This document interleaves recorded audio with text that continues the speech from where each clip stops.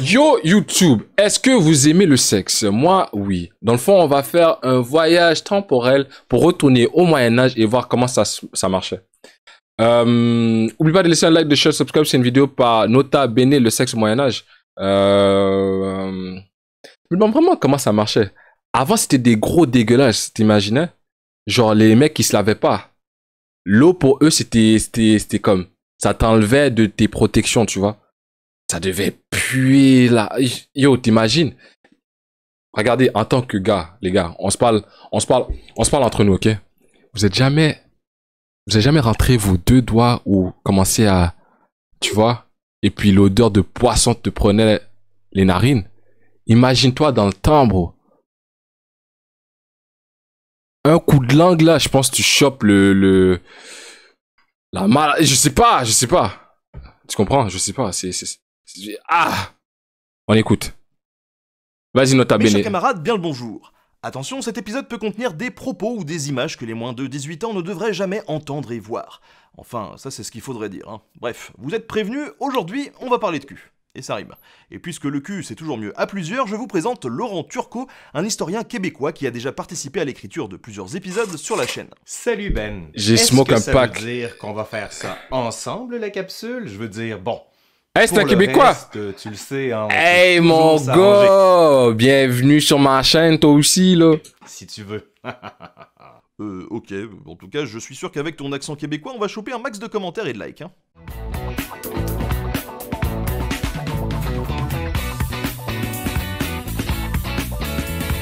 Quand on pense Moyen-Âge, on a toujours cette éternelle image d'une époque crasseuse, barbare et chaste.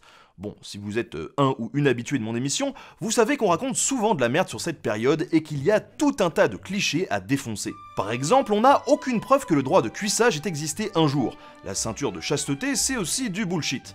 Côté sexe, si le Moyen-Âge est en principe à cheval sur une bonne conduite, vous vous en doutez bien, il savait aussi s'amuser. D'ailleurs, la perception du sexe et des relations évolue pendant les 1000 ans que compose le Moyen-Âge. Hein? Par exemple, si la religion est assez stricte, on s'en doute là, sur les règles qui régissent le sexe avant le 11e siècle, eh bien, jusqu'à cette période, les prêtres avaient le droit de vivre en couple. Il y en avait même qui s'étaient mariés. Il faudra cependant attendre 1139 pour que le mariage soit interdit aux prêtres. Mais pas parce qu'on ne veut pas les voir avec des femmes, non, non, non. Parce qu'on veut surtout que leur héritage revienne à l'Église. Charité bien ordonnée commence toujours par soi. Alors vous allez me dire, on est ici pour parler de sexe, hein, pas du mariage. Ça devait se masturber fort, bro. Maintenant. Ok, revenons au sujet. Parmi ceux qui vont déterminer l'art d'avoir du plaisir au pu au Moyen-Âge, les médecins auront une influence déterminante. Parmi eux, Avicenne, le célèbre médecin persan qui influence au XIIIe siècle tout un pan de la médecine occidentale avec sa fameuse œuvre Canon de la médecine. Pour lui, il y a une utilité du coït pour la santé physique et mentale. Mieux, il parle même d'un certain art érotique, et ce pour une raison très basique. La femme, quand elle jouit, produit un sperme, et c'est par le mélange du sperme masculin et féminin qu'on crée... Quoi? Attends. Pardon? Quand elle jouit, produit un sperme.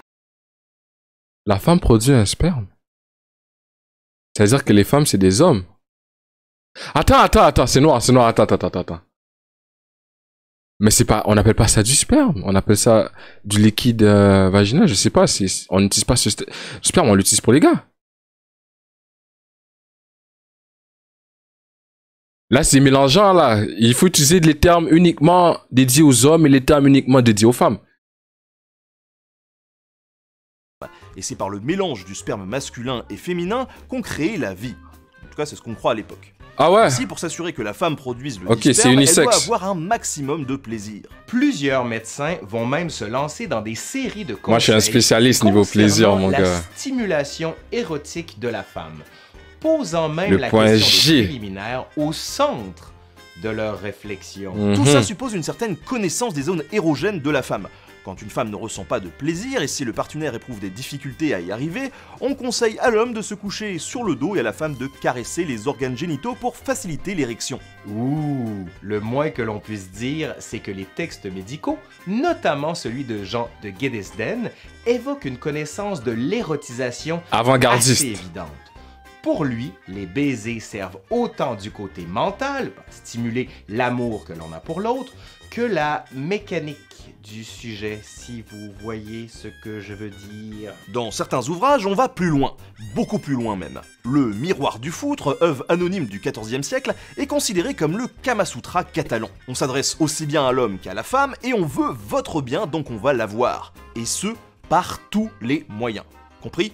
Allez, c'est parti pour le Miroir du Foutre. Bon, messieurs, sachez que, selon cet ouvrage du XIVe siècle, la vie de la femme comporte 5 grandes périodes. Vous êtes prêts? On va aller. 1.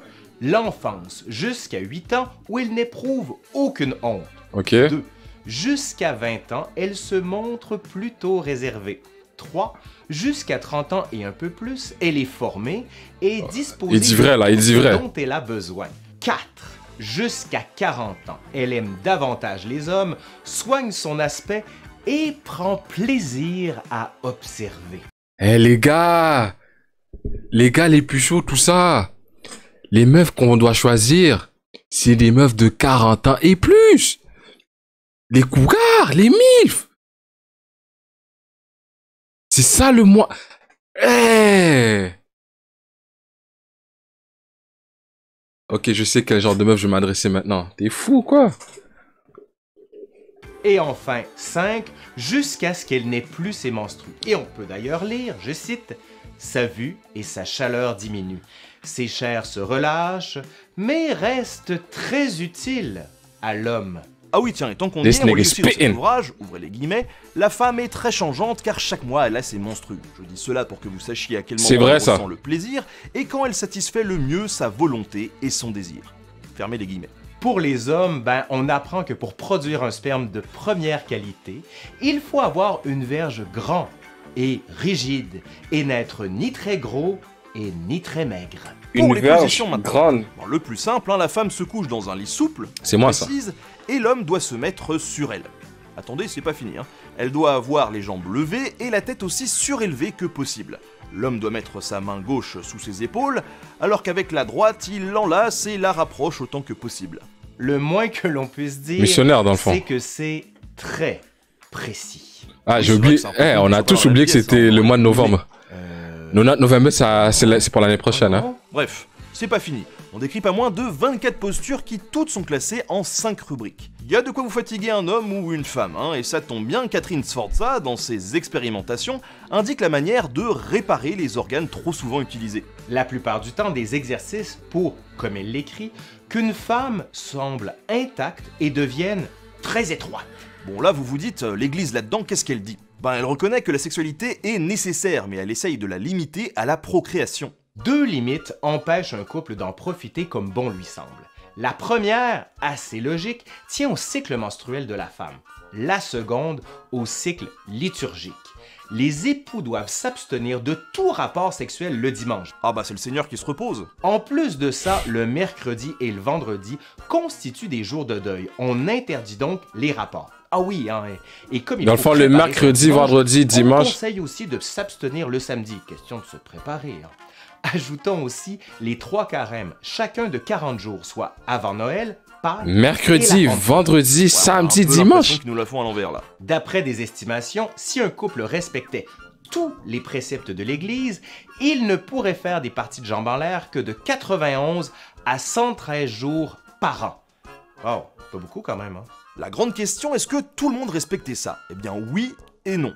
Non parce que certains étaient enclins au plaisir, et oui parce que la non-observance risque de transporter la faute des parents sur les enfants. On menace les couples de mettre au monde des lépreux, des épileptiques, ou avec des membres difformes. La faute des parents s'imprimerait donc sur le corps de leur progéniture. Bernardin de Sienne pose la question de la recherche sans cesse du plaisir dans ses écrits. Et il dit « Les maris disent fréquemment, ouvrez les guillemets, pourquoi ne jouirais-je pas de mes biens et de ma femme ?» Et Bernardin de répondre « Elle n'est pas à toi, mais à Dieu. » Mais malgré tout ça, on tolère et on sait que la sexualité est un mal nécessaire. Bon, faut pas déconner, hein, l'église met tout de même le plaisir masculin au-dessus du féminin, et globalement, jusqu'au XIIe siècle, la seule position officiellement reconnue et autorisée, c'est celle du missionnaire, car elle est considérée comme étant la meilleure pour se reproduire. Alors ça se débride un petit peu après, hein, mais malgré tout, celle qui sera toujours condamnée, c'est la levrette, aussi appelée la position du cheval érotique. Oh oh, je La vais levrette. l'appeler comme ça tout le temps.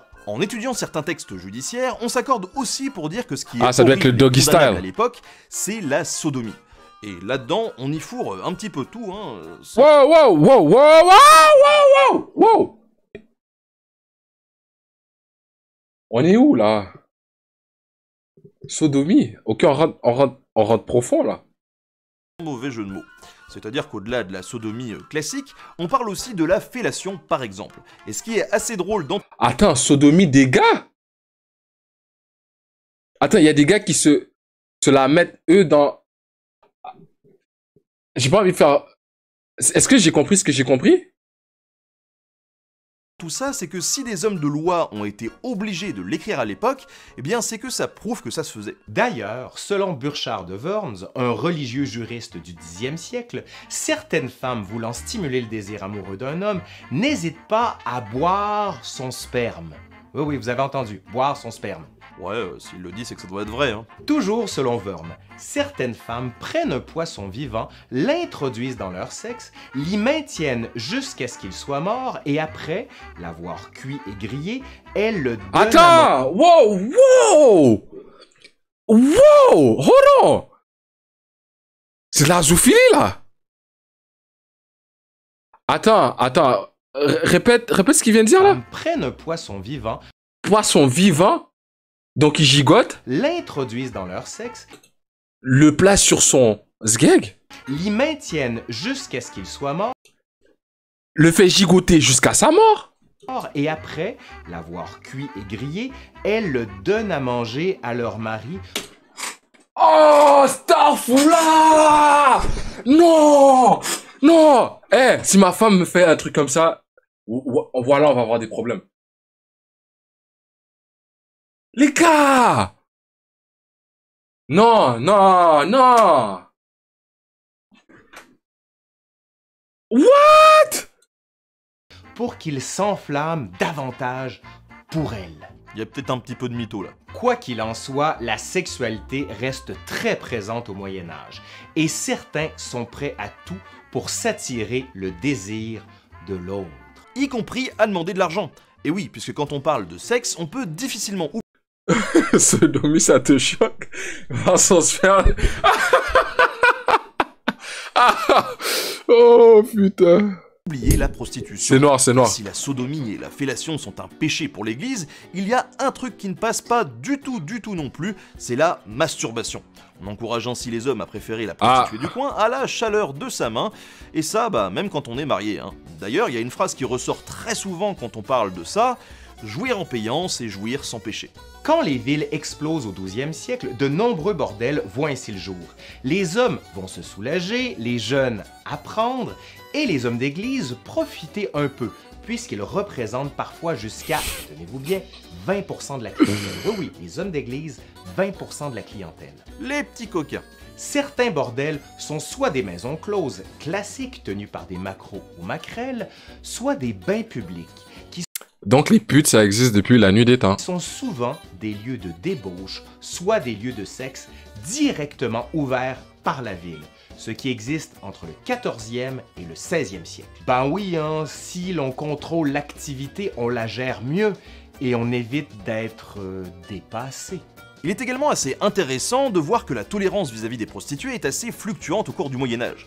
Si on a des traces attestant du fait qu'on pouvait les laisser tranquilles et parfois même les aider en cas d'avortement, durant d'autres périodes on les stigmatisait, on les privait de leurs biens et on les obligeait à porter des signes distinctifs. Un truc rigolo par exemple, c'est que contrairement aux femmes de bonne mœurs, on leur interdisait de porter le voile. Vous imaginez un peu ? Merci à tous d'avoir suivi cet épisode, s'il vous a plu, n'hésitez pas à vous ruer sur la chaîne YouTube de Laurent Turcot, l'histoire nous le dira. C'est un petit bijou, hein, vraiment, et en plus il produit beaucoup de vidéos. Merci à toi Laurent de m'avoir accompagné, et qui sait, on s'en fera peut-être d'autres. Merci Ben, ben oui, venez me voir si vous avez envie sur la chaîne, et Ben, la prochaine Bon, fois, ouais, on mon fait un truc gars. sur le Québec. Allez, promis. Sur le Québec, Tu me payes le billet là. d'avion, hein. Je vous rappelle que je suis présent sur Ah, Tipeee ouais. si vous voulez soutenir l'émission, et d'ailleurs, merci à J'espère que tous vous avez eu ceux qui soutiennent assez depuis d'informations, longtemps les gars. sur- Vous vous êtes instruits sur l'art du sexe, mais celui du Moyen-Âge. Donc, merci YouTube pour le visionnage.